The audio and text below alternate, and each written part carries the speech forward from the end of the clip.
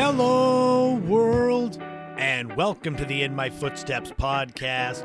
I am Christopher Setterland, coming to you from the vacation destination known as Cape Cod, Massachusetts. We've got something new going on this week, the debut of the very first Mixtape episode, Mixtape number 1, Mall Stores of the 70s, 80s, and 90s.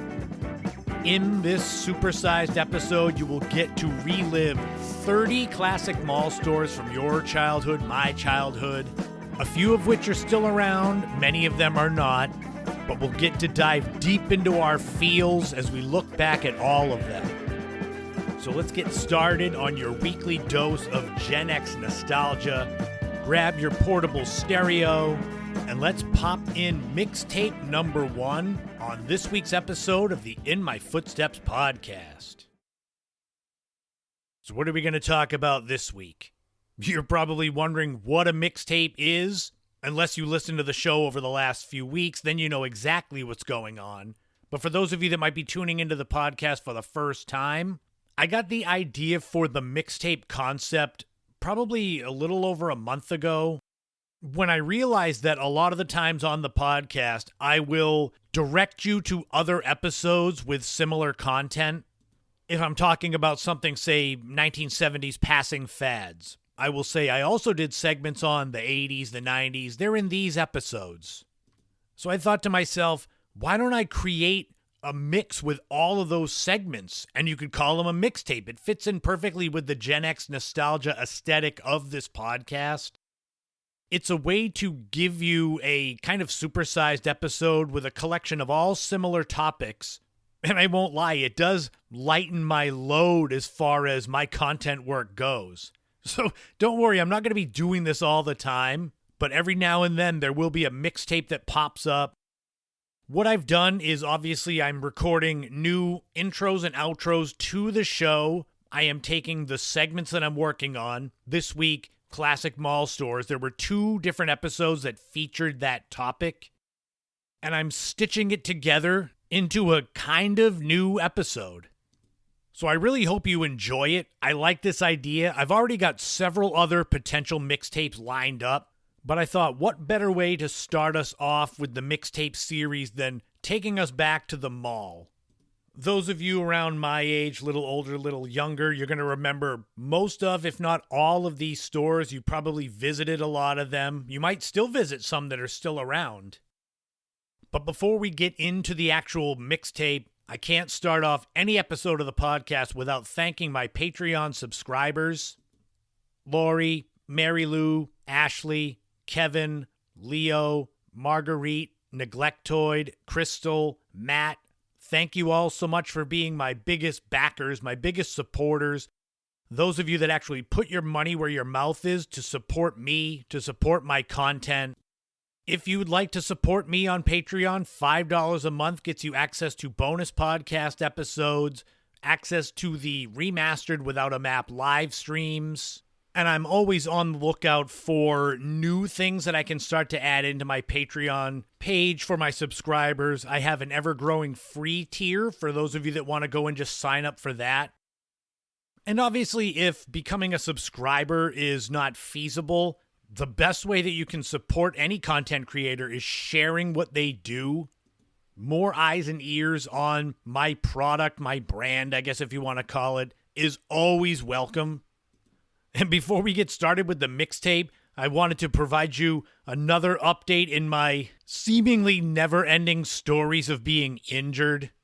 This week, I went for a run. Everything went great. I felt great. I went to the supermarket after, and I was looking at the sliced meats in the deli, kind of bent over a little to the side. I stood up and immediately felt my back lock up. It was super painful. I had trouble walking, trouble doing my job as a trainer. Luckily, where I work, my boss, Dr. Mike, at Mind Body Spine Chiropractic in Brewster, I've got access to a master who could adjust my spine for me. Normally, when I get my right hip adjusted, which is typically my problem area, it's one pop, and that's it. This time when he adjusted me, there was one pop, And then it sounded like someone just stepping on a bag of walnuts. Just so many crunches. I would say any of you out there that invest in the stock market, find whoever makes bubble wrap and invest in that, because I'm going to probably be buying a lot of it and just wrapping myself in it to keep me going.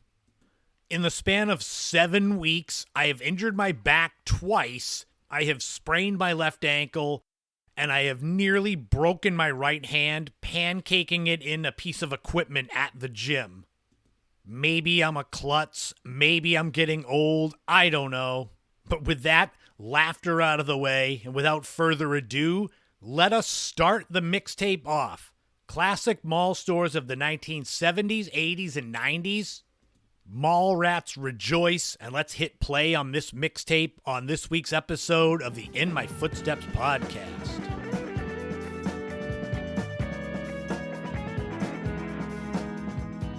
So, classic mall stores, where did this come from? So, for all transparency, my goal was to write kind of a little bit of a, what they call a listicle, an article that doubles as a list of the original Cape Cod mall stores and what they were, where they ended up. There are more than 50 original mall stores when the Cape Cod Mall opened in 1970. Some of them were easy to find the histories of. Others were not. Some of these were local stores that were in and out pretty quick. So for a few of them, the only history I have is the announcement that they were going to be in the Cape Cod Mall. There's nothing else. But then I realized that with the dawn of the indoor mall in the late 60s, early 70s, a lot of these mall stores weren't unique to Cape Cod. They were in most of these malls.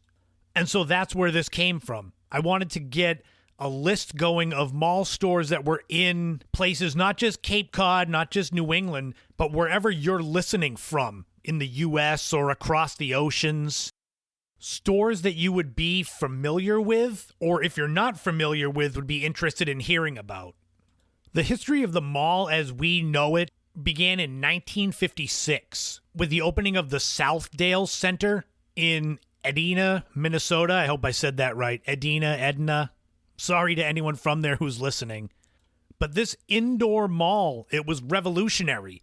People could shop at all these different stores and not have to venture outside into the weather. So in Minnesota in the winter, could you imagine? It's been cold on Cape Cod in the last few weeks, in the 20s. In Minnesota, they're routinely below zero this time of year. So an indoor mall was the greatest thing ever. The peak of the indoor mall was the 1980s, and I think that's why this episode, malls in general and such, will really appeal to people of my generation, my age group, because that's what we grew up with.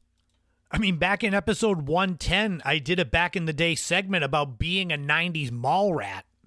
And for people of my age, maybe a little older, a little younger, hovering around right now, your late 30s to early to mid 50s, the mall rat was an identity.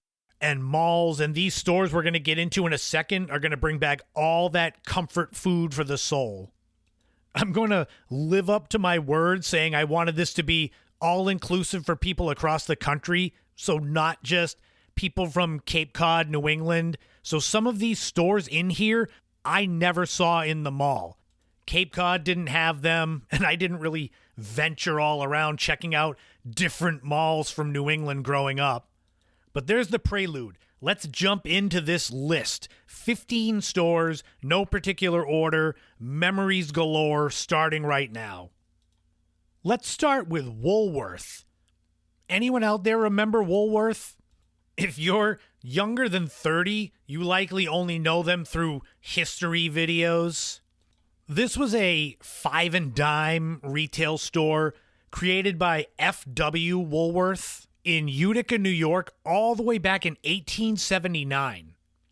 I can remember this store from the Cape Cod Mall. That logo they had was kind of a retro chic blue swooshy type logo.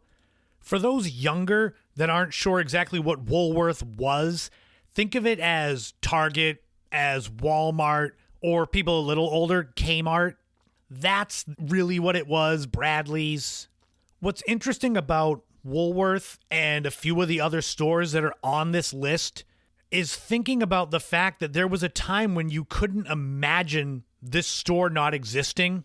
For me, I remember the Woolworth in the Cape Cod Mall closed at the end of 1993.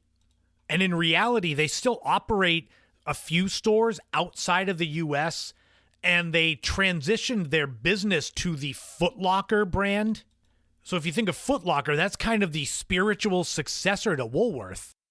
But going back to what I was saying, imagine being someone of your parents' generation, grandparents' generation, growing up with Woolworth being the big store along with Macy's maybe. It's like people today telling someone that someday Target or Walmart will be gone or that Amazon.com will be shut down. Like these giants of business. That's what Woolworth was. It was a giant for decades. But like I mentioned, the other stores currently that are like that, Target, Walmart, and recently Kmart, the advent of those stores was really what did in Woolworth. Having more competition, other places to get that same sort of a deal, eventually did it in. The last Woolworth in the U.S. closed in 1997. The second store I was going to talk about was Sears, or Sears and Roebuck for anyone who's in their 80s or 90s listening. Right up there, neck and neck with Woolworth, giants. Sears and Roebuck, they started off as a mail-order catalog company. Go back to episode 123 if you want to hear about the top 5 weirdest Sears catalog products ever sold. Richard Sears and Alva Roebuck founded the company in 1892. Like I said, a mail-order catalog. They began in Chicago, which is where the formerly Sears Tower, which at one point was the tallest building in the world, that's why that's there. For decades, Sears was the largest retail company in the world, all the way up to the 1980s. So even when I was a kid going to the mall, you never could have convinced me that Sears was going to go under. Granted, it's not like Woolworth. There are still some Sears around, not many. The one in the Cape Cod Mall, I believe, closed in 2018 and made way for Target, naturally. Sears was more a department store than a five and dime like Woolworth. They had everything. Anyone who is of the age that remembers when Sears was a giant, you can picture in your mind clothes, appliances, sporting goods, anything. It's hard not to stress enough how big Sears was to those that are younger that think of them as kind of ancient history or a has-been store. Much like with Woolworth, the growth of Kmart, Target, Walmart, that all affected Sears. Although, interestingly, in 2004, Sears and Kmart basically merged. They didn't combine their stores, but they became under one umbrella, same company, which seemed like trying to save two floundering store chains. But if you had said in the 70s or 80s that one day Kmart and Sears are going to combine, it might not be like Apple and Microsoft combining, but it's just big names getting together. But in reality, it didn't help them. 2018, Sears filed for bankruptcy. Kmart has since gone under. We had one on Cape Cod and Hyannis for decades. It closed last year. Actually, it's probably 2022. I keep saying it like it's last year. I got to remember it's 2024. As of last month, so December 2023, there are only 12 active Sears stores left in the United States. And they still have their website, but I don't know how much longer they're going to last. Moving on to a store that I am not familiar with because it wasn't on Cape Cod, and that is Montgomery Ward. For all I have read and researched, Montgomery Ward was very similar to Sears. The chain was started by a man named Aaron Montgomery Ward in Chicago in 1872. So interesting that it was a lot like Sears, and it was started in the same city as Sears, around the same time. They were also known for their mail order catalog. In fact, you can find most of them online. You can actually flip through them. They're digitized. So that's a fun look back in time for those that are interested in that type of stuff. Those of you who are familiar with Montgomery Ward and likely from places not in New England, you can let me know if Montgomery Ward and Sears were ever in the same mall, or maybe if it was something like one mall gets a Sears, you can't have the other, and one mall gets Montgomery Ward, you can't have the other, vice versa, like that. Much like with Sears, the increased competition really affected Montgomery Ward. They closed their mail-order catalog in the 1980s to really focus on their actual physical brick-and-mortar department stores. But they closed down in 2001. An interesting little side note is that Montgomery Ward still exists today, but it's a different company because it went out of business in 2001, but in 2004, it opened as an online retail site. It's just wards.com. And on their website, they mention 150 years of history. So even though they closed in 2001 and reopened, I guess they're considering themselves to be the same business from all the way back in 1872. The fourth store, and one I remember from the Cape Cod Mall, is The Limited, which was a popular women's clothing store, which first opened in 1963 in Ohio. It was called The Limited because the clothing was focused on the younger generation at the time. And The Limited was a big deal for a while. They went public in 1977. In the 80s, they bought a lot of other companies, including the Victoria's Secret stores, Lane Bryant, Lerner stores, and some Abercrombie and Fitch. But with The Limited, it was two things. Again, increased competition, which I'm sure any of you that had gone into the mall in the 80s, 90s, 2000s, there's not just one women's clothing store or one clothing store in general. There's half a dozen just in the same mall. And you multiply that all across the country. And I guess in my research, it says they didn't really adapt to the changing fashion trends of the 21st century, which led to them closing their brick and mortar stores in 2017. I never went into The Limited, never shopped at The Limited, so I don't know much about what they had, what their appeal was.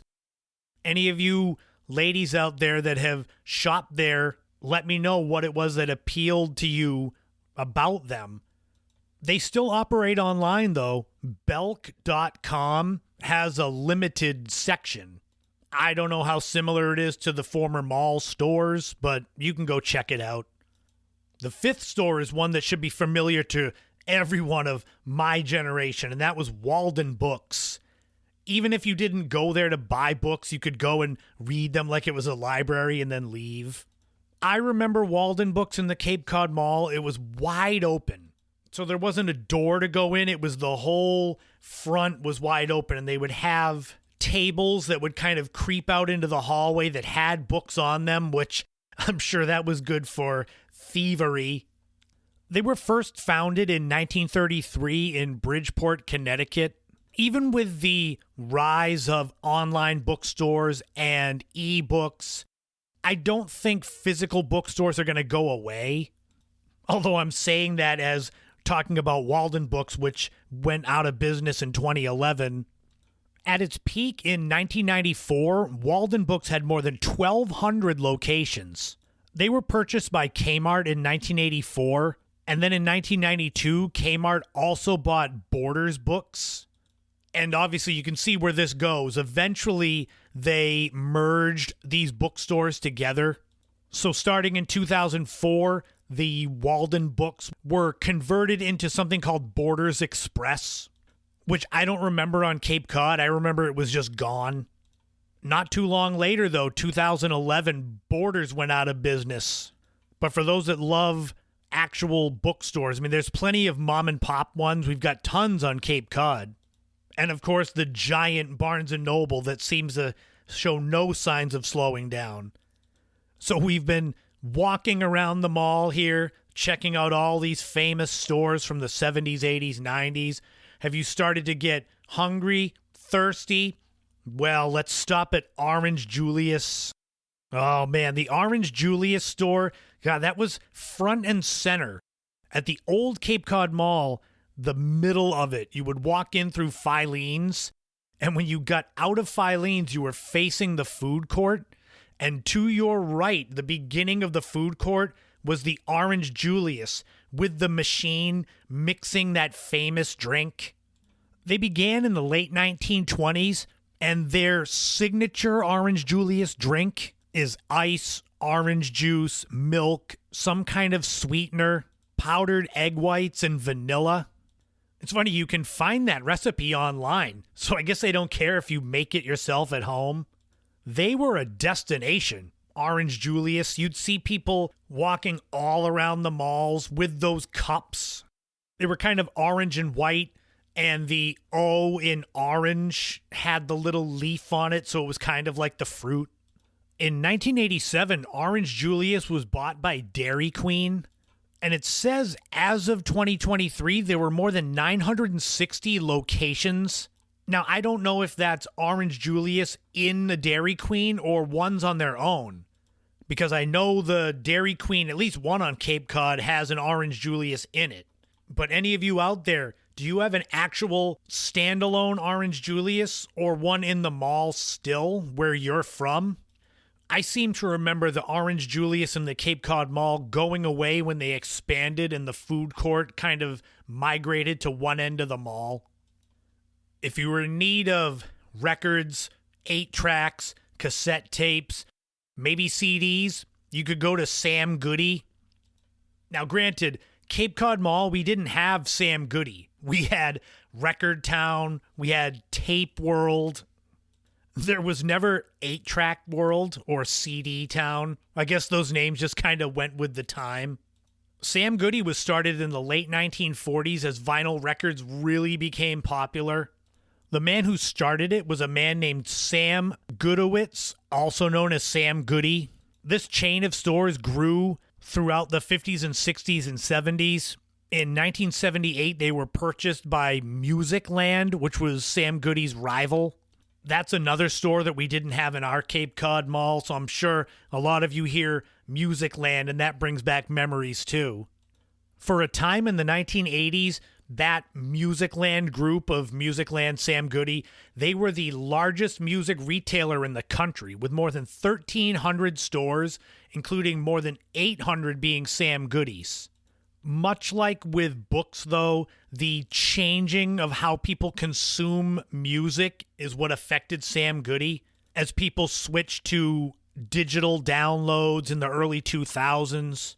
In 2006, Transworld Entertainment bought Sam Goody and began to phase out the Sam Goody name, changing them to FYE. Interestingly, we didn't have Sam Goody in the mall, but we had FYE. Because at first I said, what the hell is FI? And that's what I had to see, is for your entertainment. If you're out there looking to go to Sam Goody, well, there's 2 left in the country. The Ohio Valley Mall, which is in St. Clairsville, Ohio, and the Rogue Valley Mall, which is in Medford, Oregon. I checked, they both do still exist. Oregon's really great for nostalgia, aren't they? They've got one of the last 2 Sam Goodies and the last Blockbuster. All right, so we did some women's fashion earlier. How about some men's fashion? Do you remember the Chess King stores? I remember Chess King in the Cape Cod Mall, but even though their clothes were geared towards 12 to 20-year-olds, so the younger male demographic, I don't ever remember going in there. They were founded in 1968, and by their peak had more than 500 locations. They were known for clothes that had bold coloring and designs, things that were different and unique, especially in the 80s, really capitalizing on, I guess, what we, growing up in that decade, would look back as the definitive 80s look. It's interesting because the research I've done says that the changing fashion trends led to Chess King's demise, but you would think that the wild fashion and trends and colors and such that they were known for in the 80s, that it carried over into the 90s. I mean, just think about those hypercolor shirts that changed color with the heat of your hand. You're telling me that Chess King couldn't have done something like that?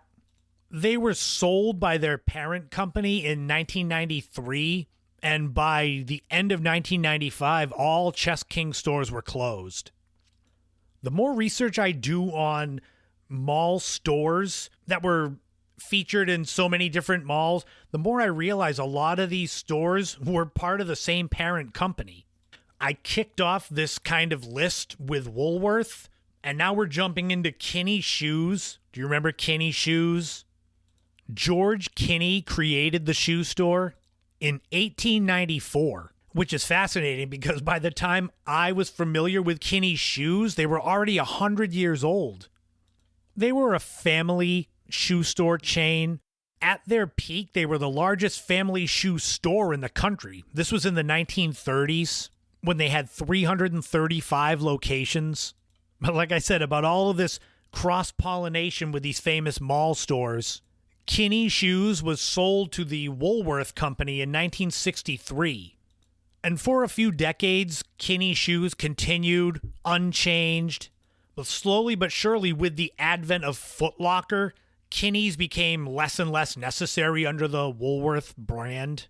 So slowly those stores got phased out, and by 1998, Kinney Shoes was gone. Although I guess theoretically, because Foot Locker is still going, you could say that the spirit of Kinney's is still going. I don't ever remember getting shoes at Kinney's. When I was little, my mother usually brought me to Stride Rite to get my Ruse or my Zips with the Velcro straps on them. Here's a place that should be familiar, at least name-wise, to most of you, and that's the Sharper Image. They were founded in 1977 and were known for electronics, unique and innovative gadgets. They had a catalog and they had a lot of weird things that you didn't think were necessary, but they looked cool. We didn't have a Sharper Image in the Cape Cod Mall, but I liken them to a store like Brookstone, where Brookstone has a lot of really cool stuff, but it doesn't seem to be things that would be necessary. It's more luxury items. I don't know if maybe that's just my opinion on it. What do you think? Is Brookstone kind of similar to Sharper Image? Maybe not the same exact products, but the same sort of idea. Sharper Image for a while was really popular. They had that Ionic Breeze air purifier, which was a big deal, but also kind of led to their downfall. This was in 2007, where Sharper Image sued Consumer Reports for fail reviews of that Ionic Breeze. But then in return, customers who had the actual Ionic Breeze then sued Sharper Image because the products, I guess, weren't that reputable. Things didn't go well from there. In early 2008, the Sharper Image stock fell to 29 cents a share, and they got delisted. The original Sharper Image filed for bankruptcy and was closed down in 2008. But within the last few years, maybe 2019, they were relaunched as an online shopping site. So you can get some of those same products if you miss the Sharper Image. But they currently have no retail locations, and that's even listed on their website. Much as we saw the slow decline of places like Sears, like Kmart, another huge name that people of the generations before us could never have seen going out of business was Radio Shack. They're a consumer electronics store. They first were opened in 1921. Radio Shack, 1921. Kind of right at the launch of the radio boom itself, here was Radio Shack. For decades, they had the catalog with all those products. You could make your own radio, which was kind of why it started, was so that people could build their own radios or fix what they had. Radio Shack was everywhere. Any of you out there that are, older than 30 will probably remember a Radio Shack near you. At its peak in 1999, there were more than 8,000 Radio Shack locations around the world. Their decline was slow. Like I said, much like Sears and Kmart, you could just see it slowly sliding down, revenue declining, poor worker relations, bankruptcies. They also got delisted from the New York Stock Exchange, much like Sharper Image. In 2017, they shifted their retail model basically to just online stores. But they're still operating, and they're still trying to get this brand going again, keep it going. It's sort of like Toys R Us, where they're gone but not gone, and they're just bubbling under, and hopefully there's a resurgence. I know that near where I live on Cape Cod, we had a Radio Shack in this strip mall, and it probably closed 4 years ago, but they had the sign on a big tall pole, sign with their logo on it, and that's still there. So I find that kind of funny. I'll drive by there every now and then, and there's the Radio Shack logo, but the Radio Shack store itself is empty. Now, I just mentioned Toys R Us, but as far as mall stores go, KB Toys was the king of everything for me when I was a kid going to the Cape Cod Mall. They were, much like Walden Books, wide open. There was no door to go in to get there. It was this wide open, like, garage door, and there's shelves of toys just calling you in.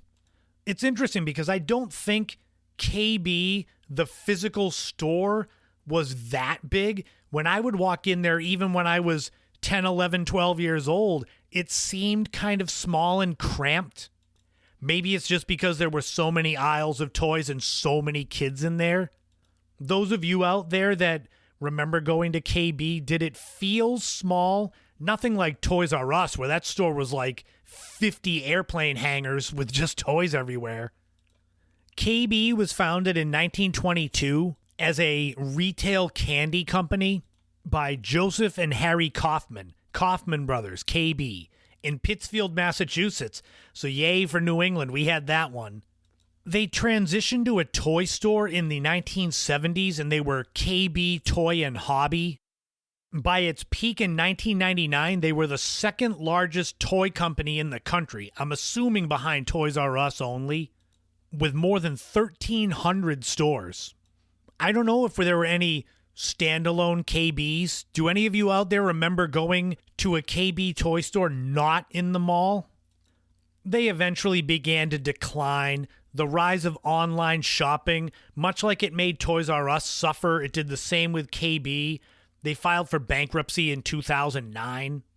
A company named Strategic Marks actually bought all of the intellectual property and everything to do with KB in 2016. I guess what they do is try to rebuild defunct brands. And there were plans to try to reopen some KB stores, but obviously that didn't happen. And it said as of 2023, there's nothing. There's no plans. Nobody owns the property, any of the trademarks. So, hey, if any of you out there want to try to restart KB, I feel like brick and mortar toy stores are something that are so necessary for kids of any generation. Online shopping is all well and good, and you can do it for music and books. You just get it downloaded. But that ability to physically have toys, test them out, even video games, test them out. That's something that kids these days growing up now are missing out on. I couldn't imagine growing up and not being able to go to KB or Toys R Us, or we had Child World down here. But let's keep going on this list here. I haven't been calling out numbers. This is the 13th one. Tom McCann. Do you remember the Tom McCann shoe store? The logo was kind of like handwriting, a little bit swooshy. A man named Ward Melville first started the Tom McCann brand of shoes. I always remember Tom McCann from the Cape Cod Mall, mainly because of the way it was spelled. How could Thom be Tom? It was Thom. So I said, why is Thom McCann? Why isn't it pronounced that way?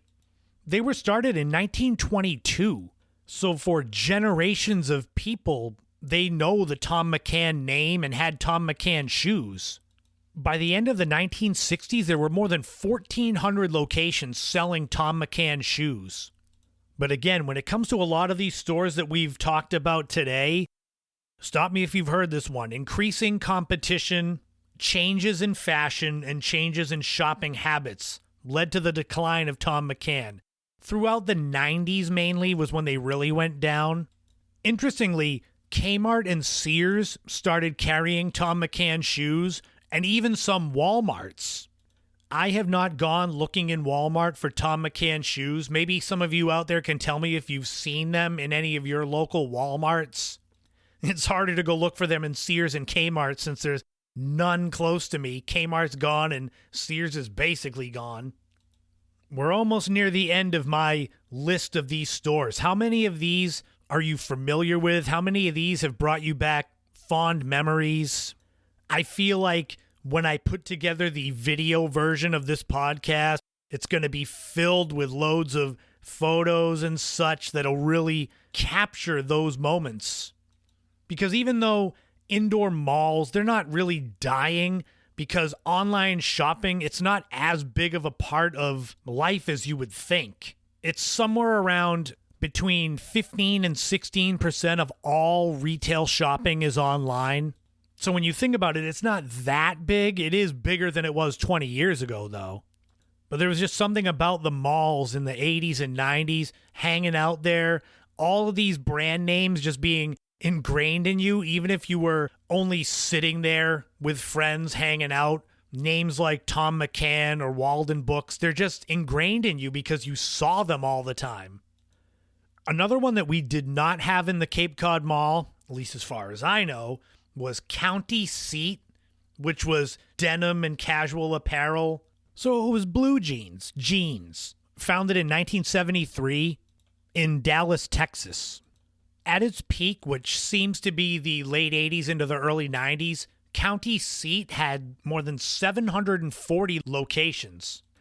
But there was a redesign in the company's model in the early 90s where they started to focus on younger people, high schoolers, and so the finances began to suffer. In 1996, the Wet Seal Company, boy, there's another old mall store, Wet Seal offered to buy all of the County Seat locations, but they were rejected.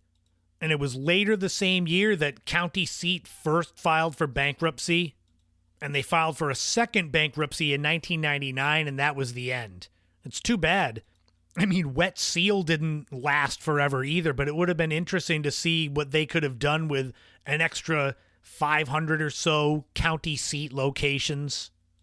And as we wrap up this part one of old mall stores from the 70s, 80s, 90s, there's Cherry and Webb. I remember them in the mall with their handwritten cursive logo. The company was started in 1898 by a man named George Cherry and Frederick Webb. They were a clothing store, not so much discount, affordable clothing, so it's not quite like Marshalls or TJ Maxx, but a little bit kind of like that. They were so successful at the beginning that their original store, they had to keep expanding, and then they couldn't expand anymore, so then they had to create new stores. It is said that Cherry and Webb, especially as it went on in the 60s, 70s, 80s, was considered the mother's store because mothers could get their clothes there, but also get their kids' clothes there. So maybe it is kind of like what Marshalls and TJ Maxx is today. Now, those of you from New England who are probably more familiar with Cherry and Webb, I can remember as a kid it being also called Cherry, Webb, and Terrain. Is that a real thing? Naturally, I'm doing my research and I'm finding that. I don't know if Terrain became someone that bought into it, but it's not terrain like ground that you walk on. It's Touraine.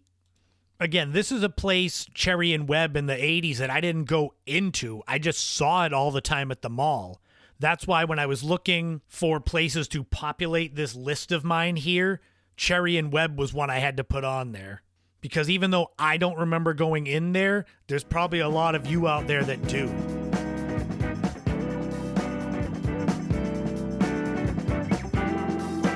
"15 Classic Mall Stores of the 70s, 80s, and 90s, Part 2. And we'll actually start with one that is still open. So if you get ideas for gifts, you can go here.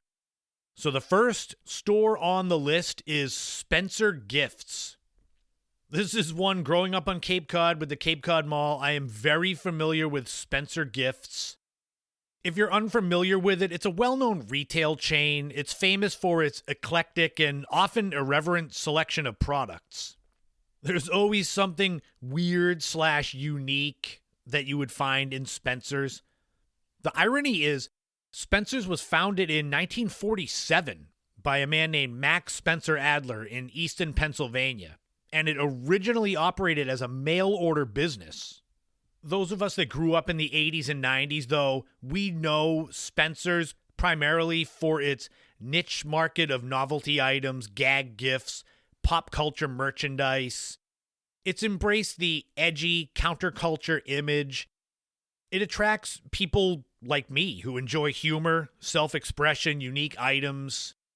Spencer's is often uniquely lit, a little bit dark with a lot of lava lamps. There might be a smoke machine way in the back. Not overwhelming smoke machine, but enough to make it feel like you're in a different type of store. You could get cool t-shirts and apparel that would be things with slogans, pop culture references, or humor, some of which you probably wouldn't be allowed to wear to school, but you'd get them anyway.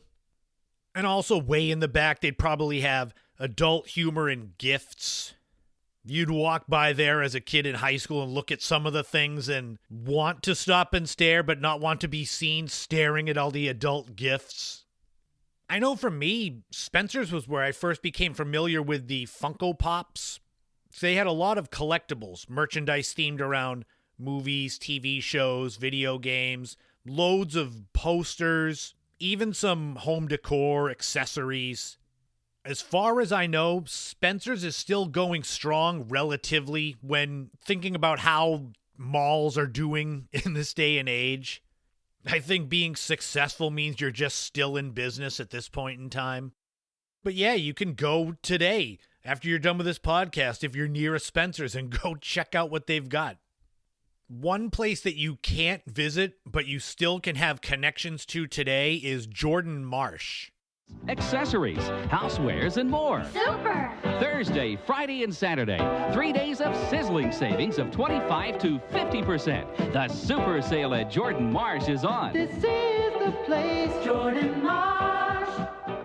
Me growing up on Cape Cod, Jordan Marsh has a deep connection to my area. It was a prominent department store chain with deep roots in New England, established in 1841 by Eben Dyer Jordan and Benjamin L. Marsh. The Jordan Marsh store became a cornerstone of retail innovation and luxury in the Boston area, New England region. It's hard to distinguish department stores one from another. If you've seen one, if you've been in Macy's, basically all department stores are like that to a degree. Jordan Marsh was a little bit different because it had a couple of unique contributions to the world. One was its in-store bakery, which became famous for the legendary blueberry muffins. They were so iconic that they became a lasting symbol of the store's hospitality and quality. You can get the Jordan Marsh blueberry muffin recipe to this day. Just go online and Google it. At the restaurant where I worked at for years, we ended up making Jordan Marsh blueberry muffins, and they became a big seller. Like I always say, nostalgia is a really powerful emotion. The Jordan Marsh chain also gained fame for its annual holiday Enchanted Village, which was a magical display of animated figures, winter scenes. That is still around to a degree today as Jordan's Furniture, which is a furniture chain in the New England area. They do it annually. Depending on when you're listening to this podcast, the Jordan's Furniture Enchanted Village, it's in Avon, Massachusetts, and it runs through New Year's Day. So I'm sorry if you're catching up on this podcast on January 2nd. You literally missed it by one day. Jordan Marsh expanded a lot in the 50s and 60s throughout New England, down into Florida. Their major downfall came in the late 1980s when their parent company, Allied Stores Corporation, merged with Federated Department Stores, which is now Macy's. So many Jordan Marsh were turned into Macy's. I think in the Cape Cod Mall, there's two different Macy's, and I think one was Jordan Marsh, and the other one used to be the next store I'm going to talk about, and that's Filene's. I want to do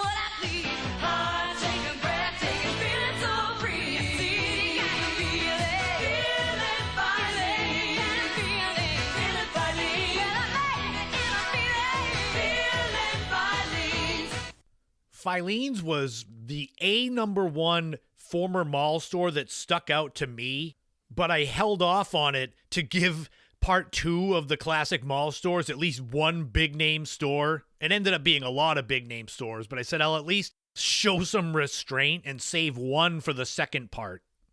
In New England on Cape Cod, Filene's was a beloved chain of department stores. Its roots dated all the way back to 1881. It was founded in Boston, Massachusetts, much like Jordan Marsh, by a man named William Filene. The store was known for its slogan, "Goods of the best quality at prices which represent the lowest possible cost," which you can tell it's an older slogan because it's very wordy. Where I grew up on Cape Cod, the Cape Cod Mall, when you would drive in from Route 132, the main road, the first building, the first logo you would see when you drove in was Filene's. That was kind of the centerpiece. And a lot of the times, especially before the Cape Cod Mall expanded, Filene's was the cut-through. It was the main entrance, so you'd get dropped off to be a mall rat in high school, and you'd have to walk through Filene's to get to the main part of the mall. Right across from Filene's and the Cape Cod Mall used to be the food court. Filene's is seen as a pioneer of the department store industry. They offered an upscale shopping experience with high-quality merchandise. But like I said about Jordan Marsh, department stores, it's hard to differentiate one from another besides the name. Some may have certain brand names that they only carry, but otherwise you kind of know what you're going to get when you go into a department store. If you're thinking about Macy's right now, you could close your eyes and pretty much imagine what you're going to get, where you would find it in the store. There was also Filene's Basement, which was more of an outlet store. We didn't have one in the Cape Cod Mall. It was actually across the street. But what happened to Filene's was very similar to Jordan Marsh. In 2005, it was acquired by Federated Department Stores, which is Macy's Incorporated, as part of a larger consolidation in the retail industry. And following that acquisition, most Filene's stores were converted into Macy's. I believe it was the following year, 2006, in the Cape Cod Mall that Filene's logo was removed from the facade of the mall and the Macy's one was put up. We're going to go 4 for 4 with stores that I remember from my childhood, as the next classic mall store I want to talk about is Electronics Boutique. Meet the Home Computer Software Authority, Electronics Boutique. Hands-on trial runs. Over 3,000 software titles. Expert help. I hear the name Electronics Boutique, I think of my friend John. He and I going in there checking out the video games. That's the big thing I remember. It said Electronics Boutique, but I thought of video games immediately. The chain was first established in 1977 in King of Prussia Mall, and it was headquartered in West Goshen near Westchester in the state of Pennsylvania. Originally, they were an electronics boutique because they started out selling calculators and digital watches. Then, as the 70s evolved to the 80s and 90s, they moved into video games, computers, software. You'd go into Electronics Boutique, there'd be games you could play as long as they weren't occupied by someone that just wanted to play the game forever. I'd have to ask John. I don't remember if the prices of the games were considered good or if they were a ripoff. But when we used to go, it was the Nintendo 64, the original PlayStation. Those were the big new game consoles. Electronics Boutique eventually was rebranded as EB Games because obviously they sold mostly video games, so it became an easy switch. In 2005, Electronics Boutique, EB Games, was acquired by GameStop, and those two were merged into the biggest name in gaming retail. Many of the EB Games locations were either closed or rebranded as GameStop, like the one in the Cape Cod Mall. So this is one where technically the Electronics Boutique chain has been closed, but it kind of lives on through GameStop. The next store I'm going to talk about, it puts my researching hat to the test here because I didn't want to make this podcast or the original classic mall stores one, just all the ones that I remember from the Cape Cod Mall. So the fifth store I'm going to talk about is Miller's Outpost. Right now, tops for guys and gals are just $9.97 each. For the guys, it's this selection of Swiss Army shirts in our most popular style. For the gals, choose from a collection of short-sleeve camp shirts in all her favorite colors. Tops for guys and gals on sale now for just $9.97 at Miller's Outpost. This was a popular retail chain, particularly in California and the southwestern United States.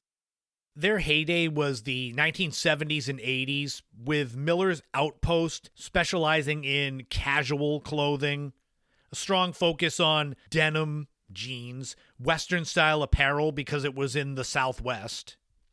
At its peak, Miller's Outpost had more than 300 locations in California, Arizona, Colorado, New Mexico, Nevada. It was a go-to destination for shoppers looking for the Levi jeans, flannel shirts, and other rugged everyday fashion items.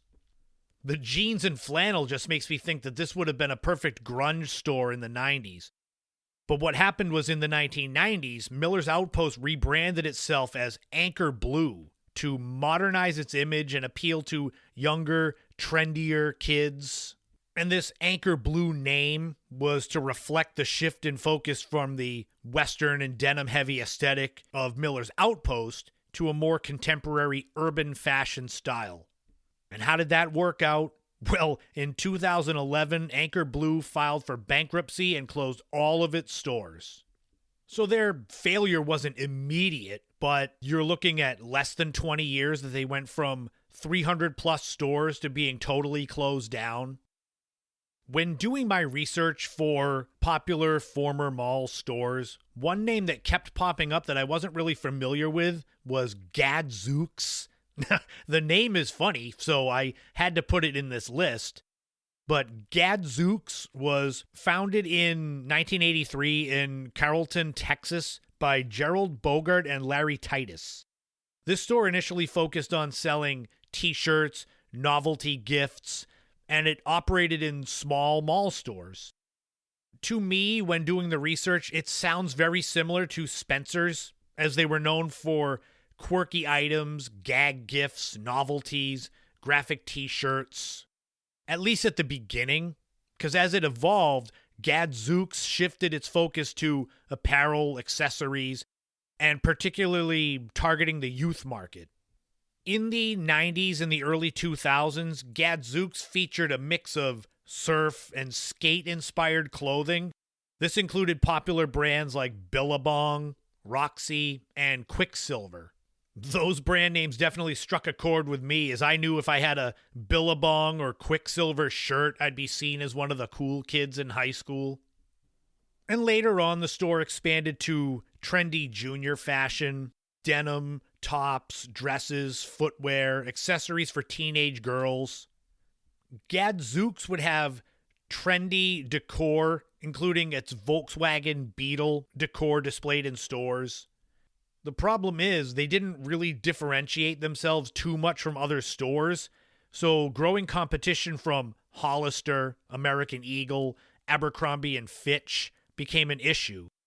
In 2003, Gadzooks had a significant restructuring, focusing solely on women's fashion and discontinuing its menswear line. This move was a massive fail. They filed for Chapter 11 bankruptcy 1 year later in 2004, and then Forever 21 purchased 150 Gadzooks stores and were phased out, with many of those locations being rebranded as Forever 21. So much like Miller's Outpost, Gadzooks tried to change who they were, and it didn't take very long for them to fade away.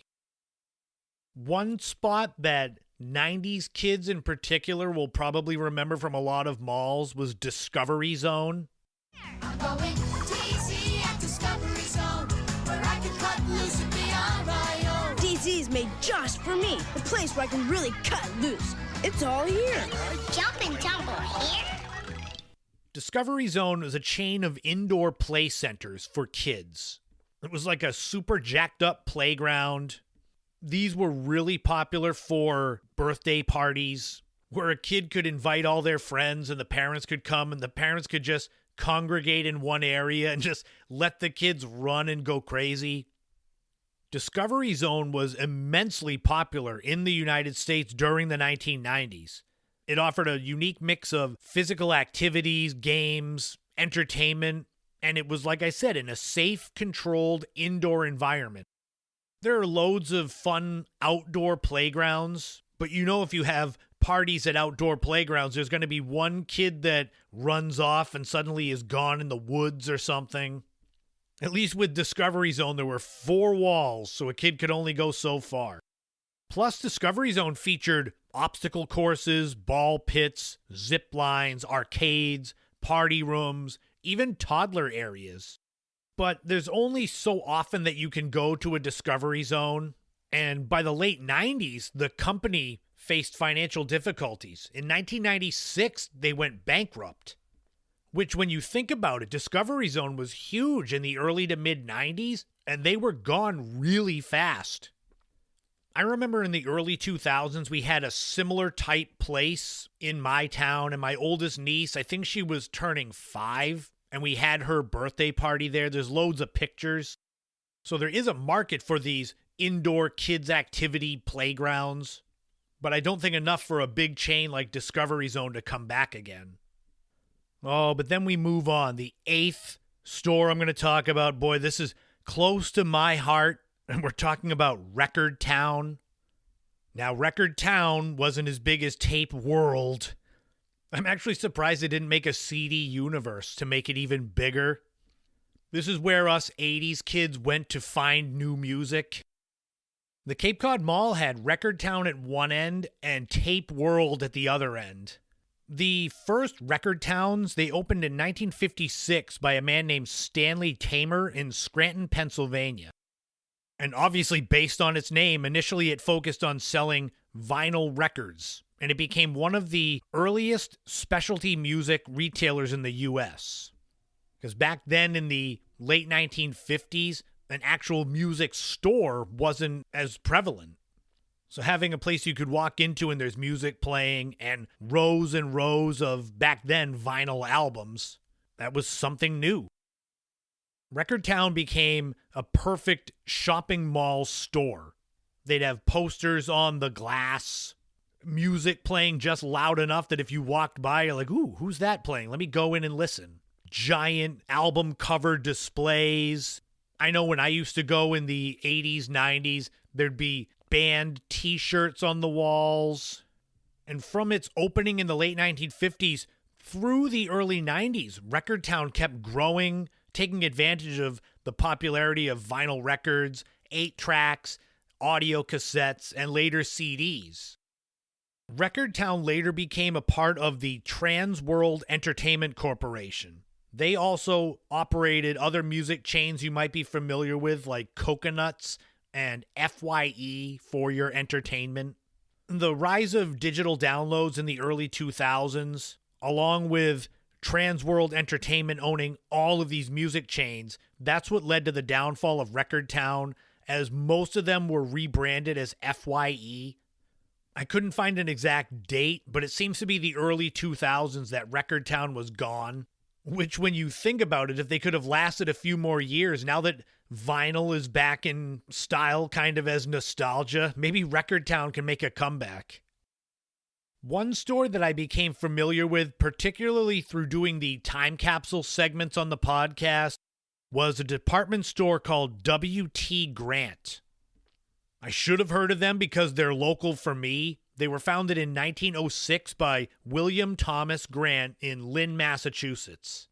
W.T. Grant stores offered affordable goods to the public, and by the mid-20th century, the company had expanded to hundreds of locations across the United States. Initially, W.T. Grant stores were variety stores or five and dime stores, but they eventually evolved into department stores. And like I've said a couple times already on this show, department stores, if you've seen one, you've seen them all. They offer men's, women, and children's clothing, housewares, home furnishings, toys, electronics, appliances, seasonal items. It's all basically that same stuff. Now, what made them unique was their focus on affordability, neighborhood locations that were usually in small to medium-sized cities, obviously shopping malls at some places. One unique thing they offered that led to their downfall was Grant's credit cards. They introduced their own credit cards, which obviously allowed their customers to buy on credit in their stores. And that led to a lot of customer loyalty, which was great, but there were problems with the credit cards, giving them to people that wouldn't pay. There was overexpansion, competition, management missteps with leadership failing to modernize the stores or adjust to shifting consumer preferences. This led to W.T. Grant declaring bankruptcy in 1976, and this was one of the largest retail failures of all time as far as bankruptcy went. I don't know if it's as big, but it would be kind of like Kmart and Sears, them going out of business. That's how W.T. Grant was seen in the mid-1970s. Oh, but it's time to get a little more risque with the next store. The 10th one I'm going to talk about here, classic mall stores, is Fredericks of Hollywood. When you think about women's lingerie, you're either thinking of Fredericks of Hollywood or Victoria's Secret. Fredericks of Hollywood was founded in Hollywood, California in 1947 by Frederick Mellinger. It was one of the first companies to bring high-fashion lingerie inspired by European styles to mainstream American consumers. It's interesting if you stop to think about lingerie in general and then think about that being sold in stores in the late 1940s in America. It's like if you watch any classic American sitcom from the 1950s, it seems so far from lingerie stores. But it was a necessary product. Fredericks of Hollywood catered to women looking for more glamorous and provocative styles. They're credited with introducing the push-up bra to the U.S. market, and they sold what you would expect there. Lingerie, including bras, panties, corsets, nightwear, sexy costumes, hosiery.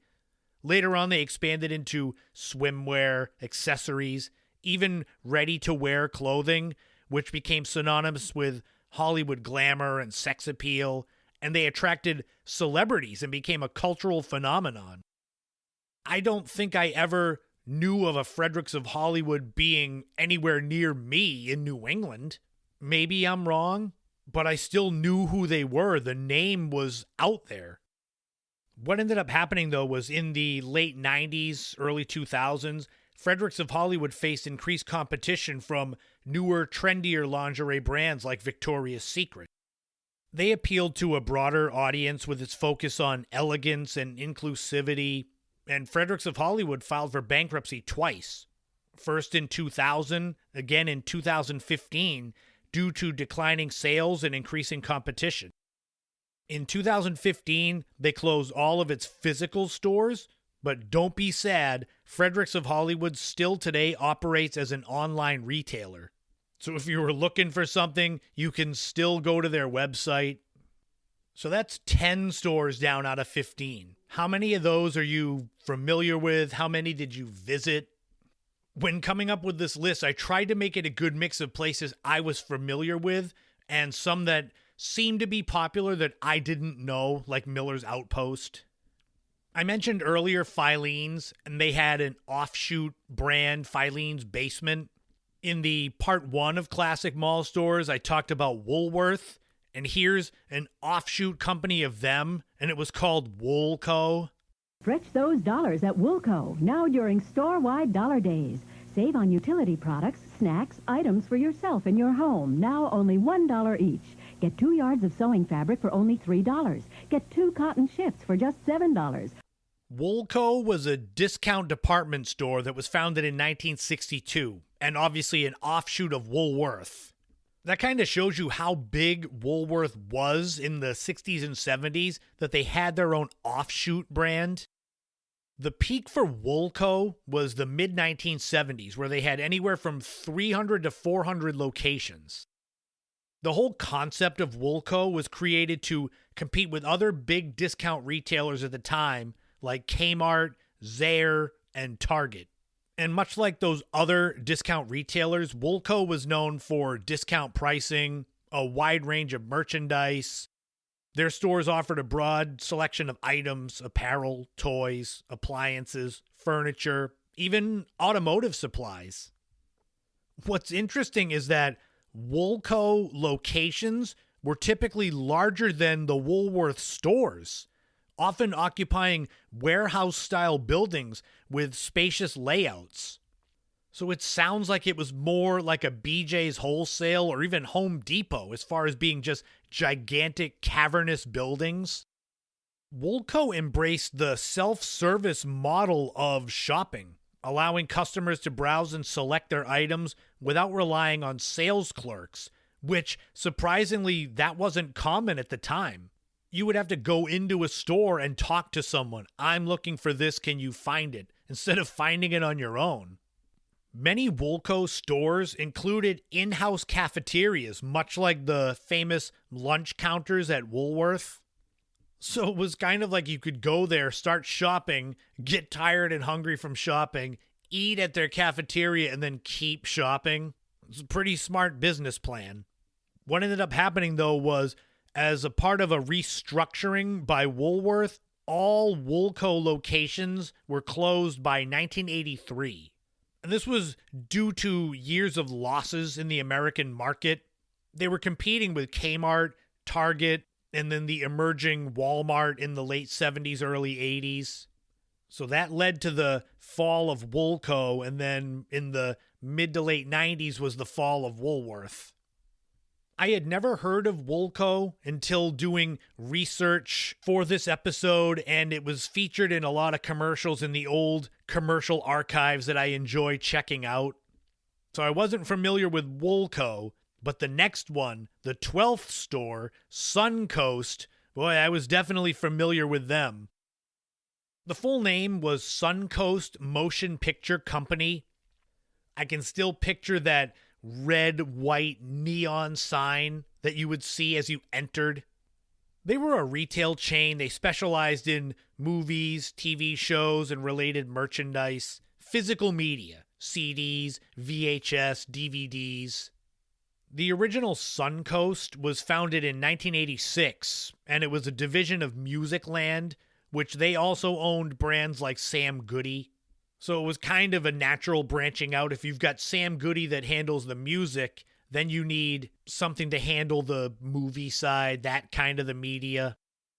Suncoast was one of the first retail stores that focused entirely on home video entertainment, initially selling VHS tapes in the 80s, but later expanding to DVDs, Blu-rays, collectibles.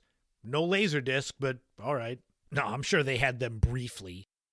At their peak, there were 400 stores in the Suncoast universe. They were also bought by Transworld Entertainment.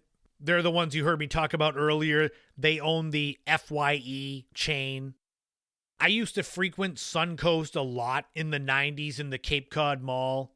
As I got older and I didn't go to the mall as much, I didn't have any ties to Suncoast. And I think that was part of the issue.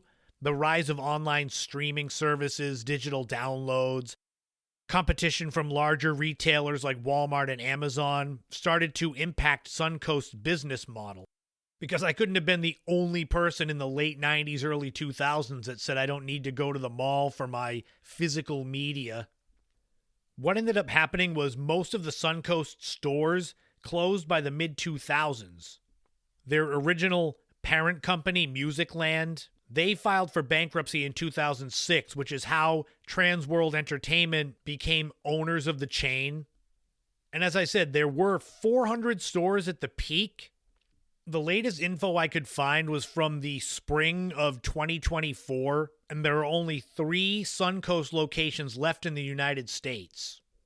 The Parkdale Mall in Beaumont, Texas, Jacksonville Mall in North Carolina, and the mall at Fairfield Commons in Ohio. So if you're anywhere near there and you're feeling nostalgic for Suncoast, you can go there and check them out. All right, we're getting into the later innings of this Look at Classic Mall Stores Part 2. The 13th store we're looking at is Lord & Taylor. Always go incognito. And finally, get into the swim of things. This is how to shop the big sale. Go to lordandtaylor.com to print a special savings offer. The big sale is going on now. Oh my Lord and Taylor. This is another department store. They were founded all the way back in 1826 in New York City by Samuel Lord and George Washington Taylor. It started off back then as a dry goods store, and as it became a department store, its focus on quality goods for middle and upper class people set it apart. What made Lord & Taylor successful included innovative offerings like ready-to-wear clothing for women, which was a revolutionary concept in the 19th century, and it included high-quality, fashionable merchandise at a relatively accessible price. Lord & Taylor was also known for its elegant in-store displays, particularly during the holidays, that drew large crowds. They emphasized excellent customer service, including liberal return policies and personal attention. The flagship store on Fifth Avenue in Manhattan, which opened in 1914, was iconic. It was one of the first stores to employ elevators and use innovative lighting to enhance the shopping experience. And Lord & Taylor were among the pioneers in suburban expansion in post-World War II America. This is how they ended up getting into shopping malls. But a common theme with a lot of these stores, the issues they had was the rise of e-commerce and increased competition from other department stores. I've said it repeatedly in this episode. If you've been to one department store, you pretty much know what you're going to get. So what was unique in the 50s and 60s is not as unique in the 90s and 2000s. There were several ownership changes which led to an identity crisis for Lord & Taylor. The final sale in 2019, coupled with the COVID-19 pandemic, led to bankruptcy and a final closure of Lord & Taylor in 2021.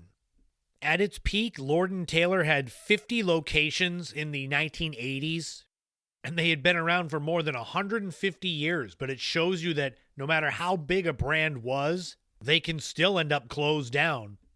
I mean, when I was a kid, if you had told me that Kmart, Sears, Radio Shack, even Woolworth, if they'd all be closed down, I'd have said, no way.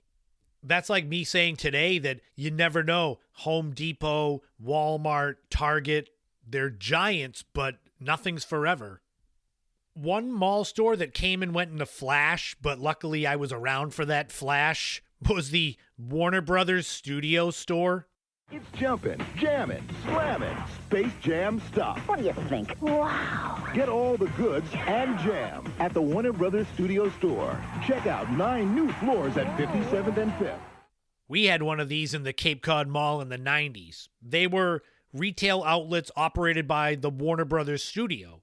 They sold merchandise tied to their intellectual properties, Looney Tunes, DC Comics, Hanna-Barbera. The first Warner Brothers Studio store opened in LA in 1991, with the stores aiming to combine retail with entertainment. As a child of the 80s growing up with Looney Tunes and Hanna-Barbera, the chance to go in there and they'd have cartoons playing on the TV, it was an easy sell for me.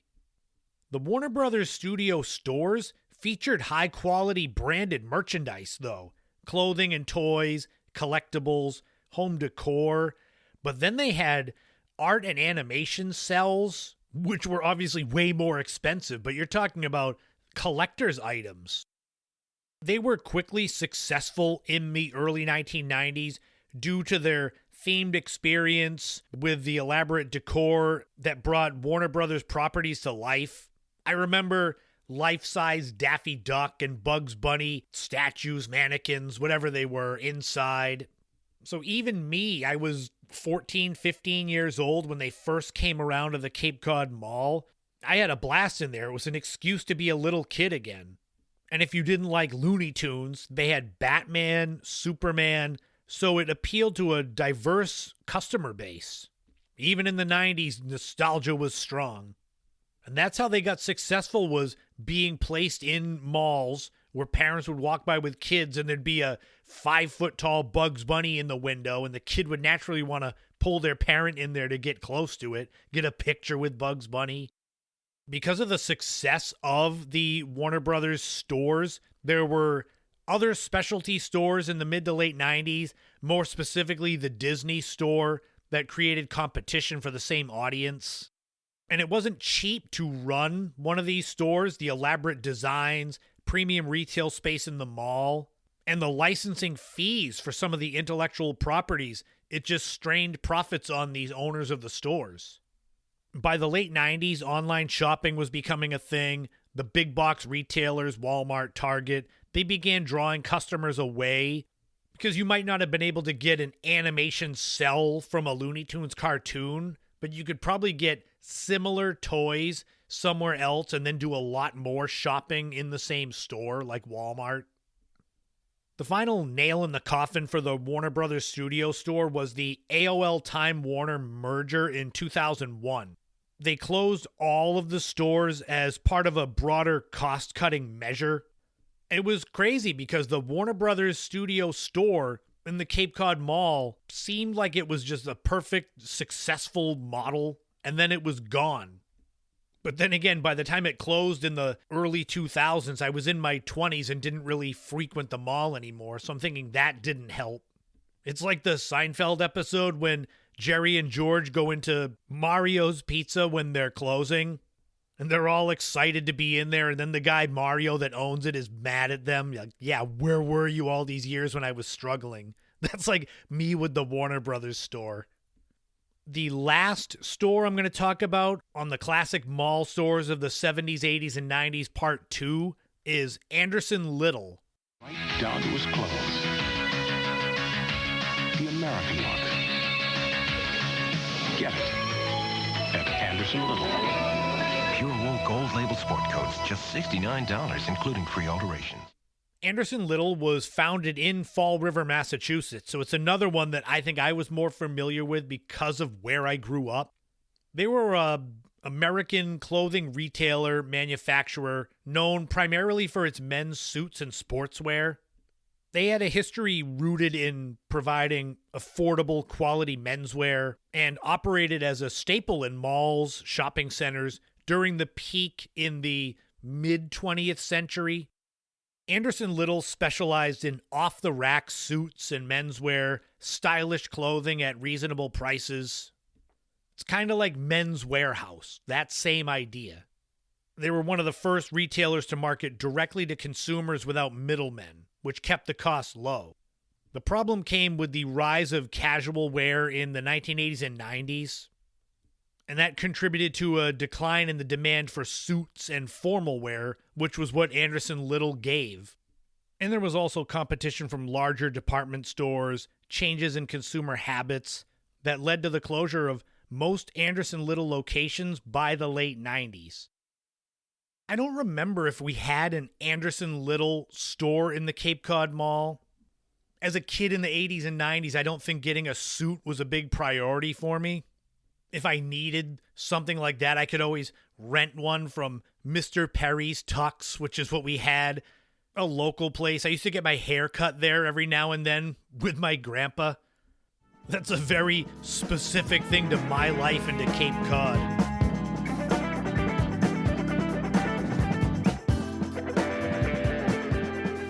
So that'll do it for mixtape number 1. Classic mall stores of the 1970s, 80s, and 90s. Did you manage to stop the tape before your stereo chewed up the tape and ruined it? I hope you enjoyed this kind of new format. Every now and then I'm going to throw in a mixtape. They're a fun little change of pace, not only for just the podcast, but for me as the one who records and edits and posts all of this stuff. Like I said at the start, this will be something that every now and then will be thrown in. I've got several more in mind that are collections of segments I've done on past podcasts that could make a good mixtape. They're all the same theme. Next week, though, we are back with the regular podcast, episode 205. We're going to look at 1984, the year in pop culture. Television, movies, music, weird and funny news stories. I thought it was a perfect subject to go over to celebrate the birthdays of my twin sisters, Lindsay and Ashley. Their birthdays will be the date that the podcast is released. So I figured, why not give them the perfect gift, a podcast dedicated to them and the year that they were born. If you enjoy my content, podcast, and etc., you can become a subscriber on Patreon for $5 a month. You can buy me a coffee. Links for both are in the description of the podcast. And boy, I've got a lot of content. Obviously, the podcast has got well over 200 episodes. I've got hundreds and hundreds of YouTube videos, hundreds and hundreds of blogs. I have 9 books that you can currently purchase. You can go to my homepage, ChristopherSetterland.com. And obviously, the biggest way that you can support me if becoming a paying subscriber isn't feasible, it's share what you like. If you enjoy this episode, share it. If you like the YouTube videos, share them. Getting more eyes and ears on my product, that is the key for me. I hope wherever you are keeping cool if the summer weather is just getting too much to handle. I won't start doing the countdown to fall yet, because I know a lot of you love summer. I like it, but I love fall. On the hot days, if I'm recording the podcast, I have to shut down my AC so that you don't just get a constant hum of that in the background. Man, you can feel the warmth outside. Woo! So stay cool. Listen to the podcast in the AC, or if you're at the beach, or if you're wandering in the forest looking for abandoned remains of old buildings or something fun like I would do. Just lean into the things that make you happy. Favorite foods, favorite people, favorite podcasts. I'll be back next week with episode 205, but until then, remember, in this life, don't walk in anyone else's footsteps. Create your own path and enjoy every moment you can on this journey we call life, because you never know what tomorrow brings. This has been the In My Footsteps podcast. I am Christopher Setterland, but you already knew that, and I'll talk to you all again soon.